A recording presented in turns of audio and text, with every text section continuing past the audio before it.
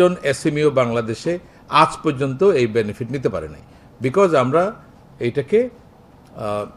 এটাকে অপারেশনালাইজ করতে পারি নাই। এখন আমরা এটাকে অপারেশনালাইজ করব, যে কোথাও থেকে বলতে হবে যে উনি একজন এসএমই উদ্যোক্তা, সার্টিফাই করতে হবে, যাতে করে ওনার জন্য এই বেনিফিটটা থাকে, এটা অন্য কেউ যেন টুইস্ট করতে না পারে। মুশকিলটা হয়, আপনি একটু আগে যেটা বললেন যে কর্পোরেটে যারা আছে তাদের ট্যাক্স রেট এটা ভিন্ন করা সম্ভব কিনা।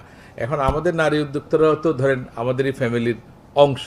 প্রবলেম হবে কি, তখন ইনকামটা শিফট করবে, তখন ফ্যামিলির মেল মেম্বাররা ফিমেল মেম্বারের উপরে শিফট করবে ট্যাক্স বার্ডেনটা কমানোর জন্য। এগুলো কিন্তু অনেক মরাল হ্যাজার্ডও আছে, এই জিনিসগুলো আপনাদেরকে চিন্তা করতে হবে। সো আমরা এই জায়গায় একসাথে কাজ করি। আরেকটা জায়গায় আমরা কাজ করি যে আমাদের নারী উদ্যোক্তাদের মানে গ্যাপ আছে আন্ডারস্ট্যান্ডিংয়ের অনেক। আমরা এনবিআর থেকে ভ্যাটের উপরে, কাস্টমস প্রসেসের উপরে এবং ইনকাম ট্যাক্সের উপরে সারা বছর ধরে এখানেই এই রুমেই আমাদের রিসোর্স পারসন থাকবে, খরচ আমরা দিব, আপনারা শুধু পার্টিসিপেন্ট দিবেন। আমরা অ্যাওয়ারনেস বিল্ড আপ করতে চাই। 200-র বেশি সার্ভিস ও ফিচারে লেনদেনের সব বিকাশ অ্যাপে সম্ভব।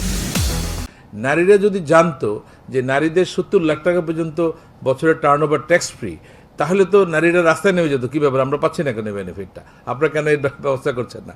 তো দুই দিকেই সমস্যা আছে। আমার মনে আমরা ওই কাজটাও করবো, আর অন্য যেগুলো বলেছেন আমরা এগুলো সবগুলোই পদ্ধতি দেখবো।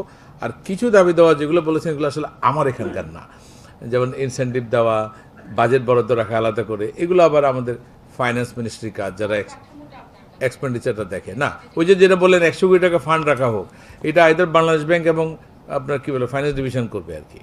মানে না ঠিক আছে, থ্যাংক ইউ। এরপরে তাহলে আমরা শুনি আরেকটা আছে আমাদের women entrepreneur network for development association, এটা বোধহয় আলাদা না, ওয়েন্ড। আচ্ছা, ওয়েন্ড আসছে, জি বলেন। ধন্যবাদ সম্মানিত সভাপতি জনাব আব্দুর রহমান খান সাহেব, সচিব আভ্যন্তরীণ সংস্থান ও চেয়ারম্যান জাতীয় রাজস্ব। লাগে না, এটাও আমরা একটু চিন্তা করে দেখতে পারি। যদি এটা কোনো ভ্যালু অ্যাডিশন না হয়, তাহলে আমরা মনে হয় একটা গ্রুপ অফ পিপলকে ইভেন ট্যাক্স রিটার্ন সাবমিশন থেকে এক্সক্লুড করতে পারি। এগুলো আপনারাও চিন্তা করেন, আমরা এগুলো নিয়ে কাজ করব। স্যার আর 4টা পয়েন্ট স্যার বলেন। স্টার্টআপ স্যান্ডবক্সের ন্যায় 100% নারী মালিকাধীন ক্ষুদ্র উদ্যোগের জন্য খুব সহজ এবং নমনীয় বিধান সম্বলিত একটি নতুন আইন প্রণয়নের জন্য ভ্যান জাতীয় রাজস্ব বোর্ডের প্রতি বলেন। একে অনেক সহজ করেছে, আপনি খেয়াল করেছেন কিনা। আগে ছিল আপনার মিনিমাম ট্যাক্স, আপনার টার্নওভার ট্যাক্স, সব কিছুর মধ্যে যে পরিমাণ টাকা দিতে হইতো ওইটার উপরে 35% দিতে হইতো। আপনার এই পেনটা কিন্তু আমরা অনুধাবন করতে পেরেছি। 200-র বেশি সার্ভিস ও ফিচারে লেনদেনের সব বিকাশ অ্যাপে সম্ভব।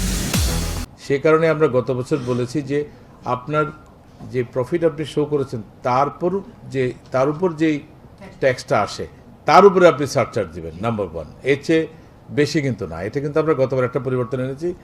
আর এই বছর আমরা চিন্তা করছি, আমাদের কাজকর্ম চলছে যে সারচার্জ প্রথাটা নিয়ে, যেহেতু আমরা 99 সালের পর থেকে এটা নিয়ে অনেক কমপ্লেইন আসছে যে এটা জাস্টিফায়েবল না এবং অনেক বেশি ট্যাক্স দিতে হয়। অনেক সম্পদশালী, যারা রিয়েল সেন্সের সম্পদশালী, তাদেরকে ট্যাক্স করা হয় না, কিন্তু কাগজে কলমে সম্পদ আছে, আসলে সম্পদ নাই, তাদেরকে অনেক টাকা ট্যাক্স দিতে হয়। সবচেয়ে বড় উদাহরণ হচ্ছে আপনার যাদের স্টক মার্কেটে ইনভেস্টমেন্ট আছে, হয়তো 10 কোটি টাকা ইনভেস্ট করেছিল, উনি দেখাচ্ছেন আমার 10 কোটি টাকার ইনভেস্টমেন্ট আছে, এখন এটা মার্কেটে হয়ে গেছে 10 লাখ টাকা। ওনাকে কিন্তু ওই 10 কোটি টাকা কেন হইলো, সে কারণে ওনাকে সারচার্জ দিতে হচ্ছে। আবার আরেকজন পৈতৃক সূত্রে একটা প্রপার্টি পেল গুলশানে, নো কস্ট, ওনার এটা সম্পদ কোনো নাই, কিন্তু ওইটার দাম আছে 300 কোটি টাকা। ওনার ওই 4 কোটি টাকার নেটওয়ার্থ যেহেতু হয় নাই, ওনাকে সারচার্জ দিতে হয় না। ফলে এই যে ডিসপ্যারিটি, এটা নিয়ে আমরা অনেক কথা শুনছি। তা আমরা এইবার চিন্তা করছি আমরা সারচার্জ প্রথাটাকে বিলোপ করে আমরা আবার পুরনো আমাদের যে ওয়েলথ ট্যাক্স যে প্রথা আছে সেটা আমরা ইন্ট্রোডিউস করতে পারি কিনা। তো সেটা নিয়ে আমরা অনেক দূর এগিয়েছি। সেটা হলে আমাদের কালেকশনও বাড়বে, আবার যেটা বললেন যে অন্যায্যভাবে যাদেরকে অনেক বেশি সারচার্জ দিতে হয় সেখান থেকে হয়তো আমরা মুক্তি পাবো আর কি।